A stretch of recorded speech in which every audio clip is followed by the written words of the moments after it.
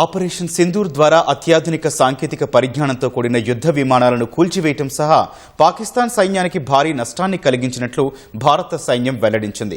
ఇస్లామాబాద్ సమీపం వరకు ఉన్న సైనిక స్థావరాలను ధ్వంసం చేసినట్లు సైనిక దళాల అధికారులు వెల్లడించారు. ఆపరేషన్ సింధూర్ ద్వారా అనుకున్న లక్ష్యాలను సాధించామని, అందుకు గర్వంగా ఉందని తెలిపారు.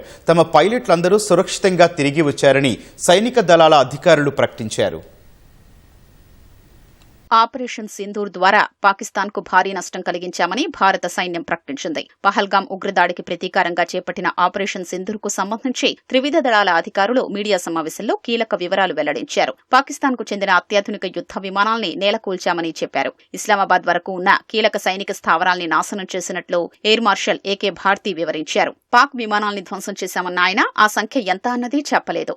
భారత భూభాగంలోకి పాక్ యుద్ధ విమానాలు రాకుండా నిరోధించామన్నారు. అందువల్ల తమ వద్ద వాటి శకలాలు లేవని, కాకపోతే ఖచ్చితంగా కొన్ని విమానాల్ని కూల్చేసినట్లు చెప్పారు. విదేశీ మీడియా పేర్కొన్నట్లు రఫేల్ యుద్ధ విమానాలేవైనా కూలాయా అనే ప్రశ్నకు ఆయన నేరుగా సమాధానమివ్వలేదు.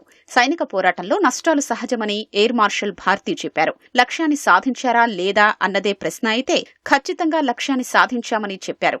ఎంచుకున్న ఉగ్రవాదుల స్థావరాల్ని ధ్వంసం చేసినట్లు చెప్పారు. తమ పైలట్లందరూ సురక్షితంగా తిరిగొచ్చారని ఎయిర్ మార్షల్ భారతి వెల్లడించారు.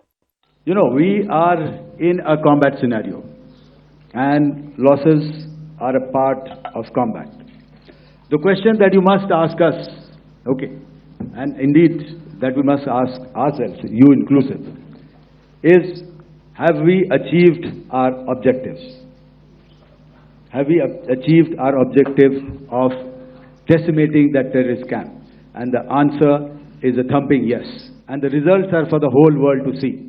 ఉగ్రదాడుల బాధ్యులు, వారి వెనుక ఉన్న వారి లక్ష్యంగా ఆపరేషన్ సింధూర్ నిర్వహించినట్లు DGMO lieutenant general Rajiv Ghai తెలిపారు. ఈ ఆపరేషన్లో మన వైపు నుంచి 5 ప్రాణాలు కోల్పోయినట్లు రాజీవ్ తెలిపారు.